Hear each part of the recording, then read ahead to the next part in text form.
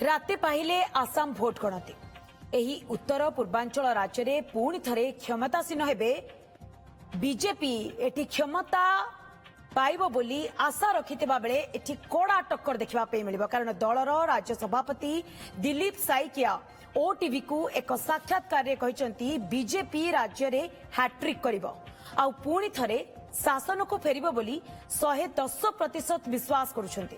एहा सहित बीजेपी एथर 80 रु अधिक आसन रे विजय हेबो आउ एनडीए आसाम रे 3 अंक पार करिवो बोली दृढ़ोक्ति प्रकाश करिसंती दिलीप। गुवाहाटी रे दिलीप साइकिया सहित अधिक आलोचना करिसंती ओटीवी एग्जीक्यूटिव एडिटर राधामाधव मिश्र।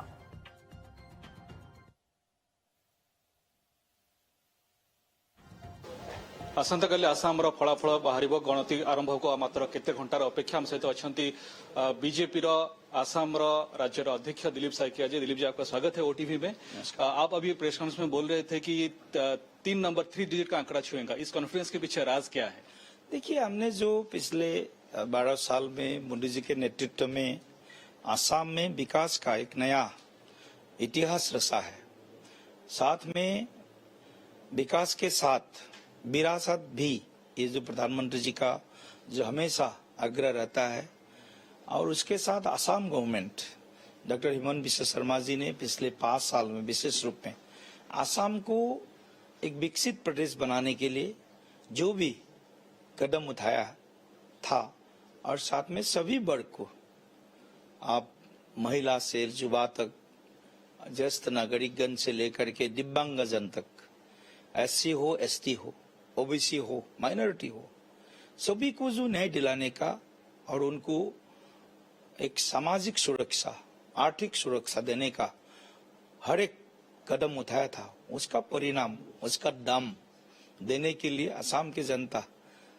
निश्चित रूप से अपना मतदान किया है। और हमारा विश्वास है, क्योंकि बूथ लेवल से जो एक पूर्वानुमान हमारे पास आया है, जो आकलन हमारे पास आया है, वो आकलन से हमको लगता है इस बार हम लोग जो पिछले बार हमारा वोट शेयर था वो भी बढ़ेगा और आसन भी बढ़ेगा।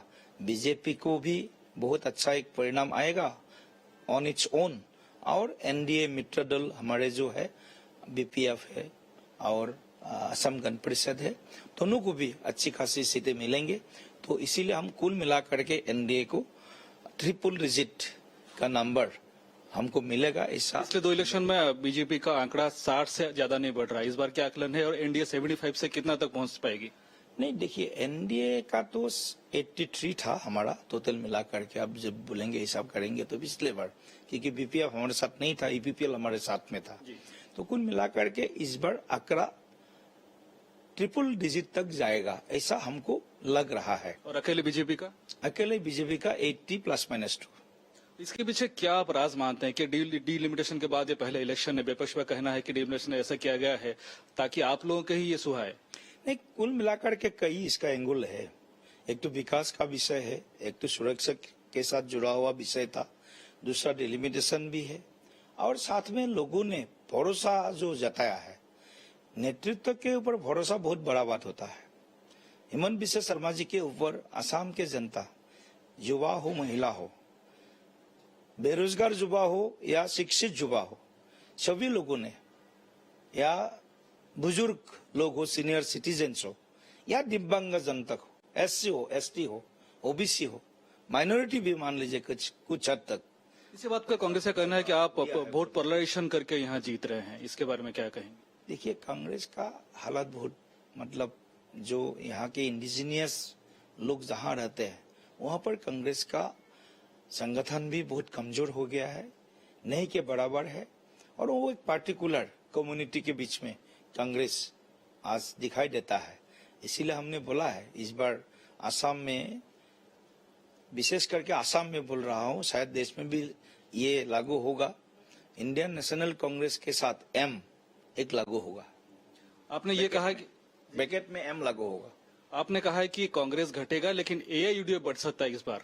नहीं, हमने नहीं कहा है, हमने कहा है एआईयूडीएफ को भी खाता शायद उनको भी खुलेगा, और पिछले बार भी खुला था, लेकिन इस बार भी उन लोगों ने, जो कांग्रेस ने बोल रहा है एआईयूडीएफ को उन्होंने 0 बोल रहा है। हमारा जो अभी आप एग्जिट पोल भी बता रहा है, बाकी कुछ जगह से भी जो एक पूर्वानुमान आया है, AIODF भी कुछ जगह पे अपना खाता खोलेंगे, लेकिन कांग्रेस भी वही उसी जगह पर उनका कॉम्पिट है।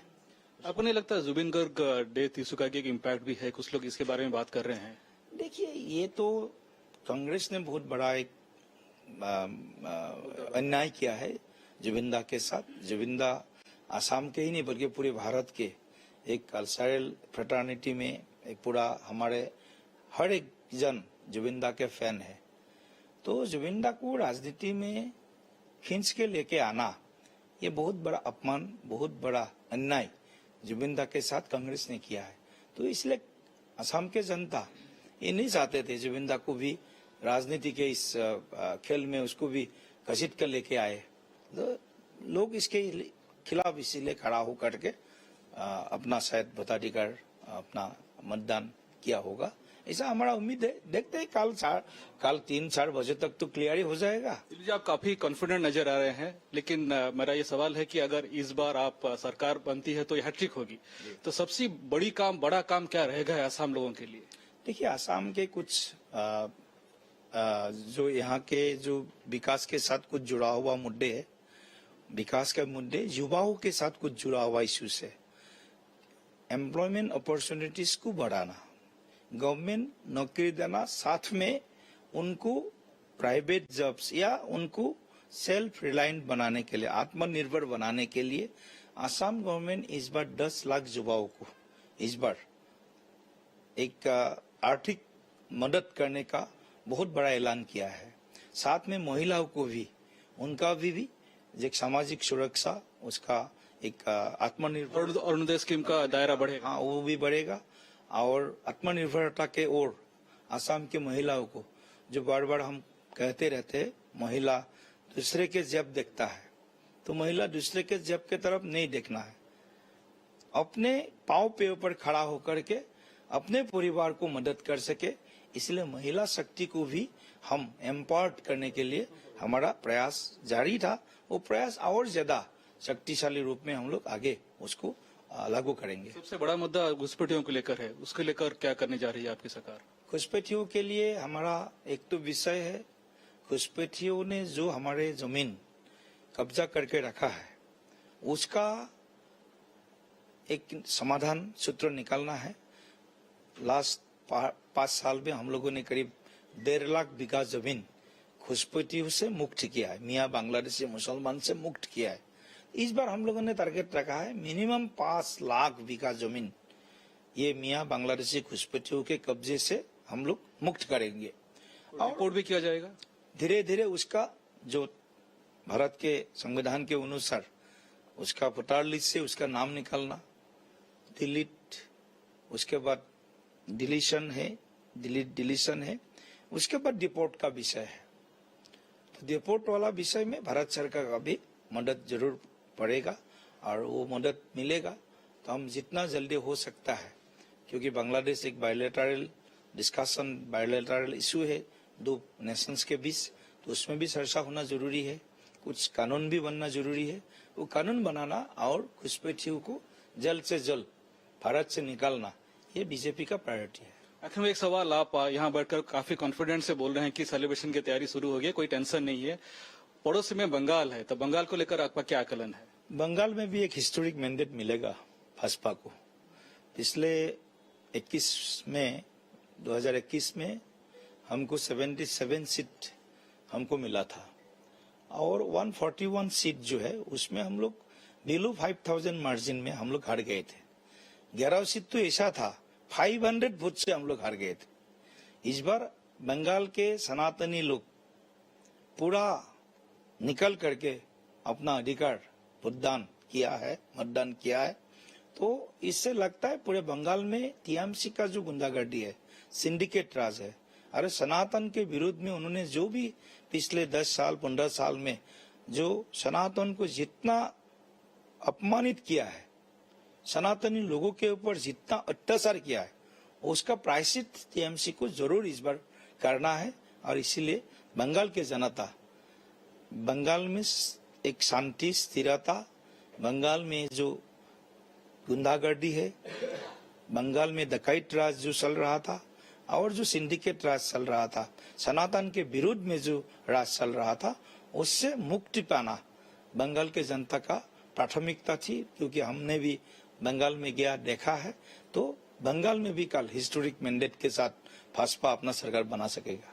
बहुत बहुत धन्यवाद दिलीप साइकिया जी। दिलीप साइकिया थिले बीजेपी रो राज्य अध्यक्ष एवं जहाँ बीजेपी शिविर में बेस कॉन्फिडेंट रो मूड देखार कथा होची जे जेतेबेले निर्वाचन फलाफल जेते आसीबो सेतेबेले ए कॉन्फिडेंट किभଳି रहुची, ए उत्साह केते दूर आगु को बढ़ुची। गौहाटी कैमरा पर्सन अब्दुल अजीज को सह राधा माधव मिश्र, ओटीवी।